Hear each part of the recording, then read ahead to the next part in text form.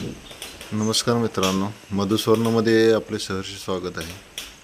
आज आपण आलो आहे आपल्या जंगलाच्या एरियामध्ये. कारण असं आहे की आपण आज रानभाज्यांचा शोध घेणार आहे. तर चला बघू, तुम्हाला मी दाखवतो रानभाज्या कुठल्या कुठल्या आपल्या जंगलामध्ये सापडतात त्या. बघू शकतोय की पहिली भाजी आहे ती पातरीची. तर तुम्हाला मी दाखवतो. ही रानभाजी आहे पातरी. तर ह्यामध्ये उष्णतेचे जे रोग आहेत त्याच्यासाठी ही भाजी अंगातील उष्णता कमी करण्यासाठी फार गुणकारी असते आणि फार चविष्ट लागते. तर चला आपण भाजी काढू.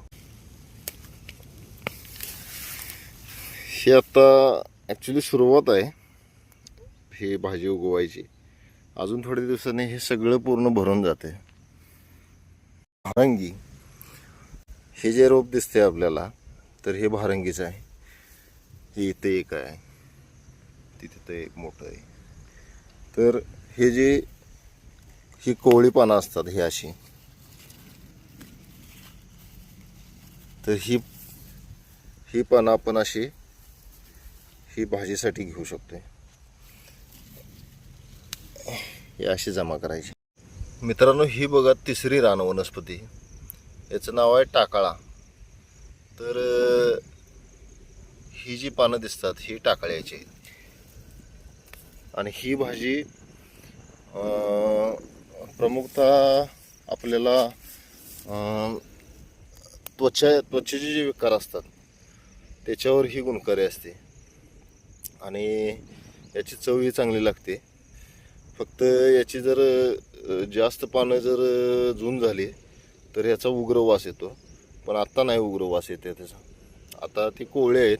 कोवळ्या अशा पानांची आपण छानशी भाजी बनवू शकतो. या भाजीला तर तुम्ही सगळे लोक ओळखतच असाल, कारण की आता येणाऱ्या आगामी गणेशोत्सवामध्ये आपण गणपतीला दुर्वांच्या सोबत ह्या आघाड्याची पानं आपण वाहतो. तर त्याच्याबरोबर जसं धार्मिकतेचं महत्त्व आहे तसं औषधी महत्त्व आहे. ही भाजी पण एवढी चवीला भारी लागते. सुंदर आहेत की ही भाजी आपल्या पायामध्ये जर जुनी लोक काटा वगैरे लागला आणि काटा निघाला नाही तर ह्या भाजीची भाजी करून खात होते. याच्यामुळे जो काटा आहे तो काटा म्हणजे निघून बाहेर येतो.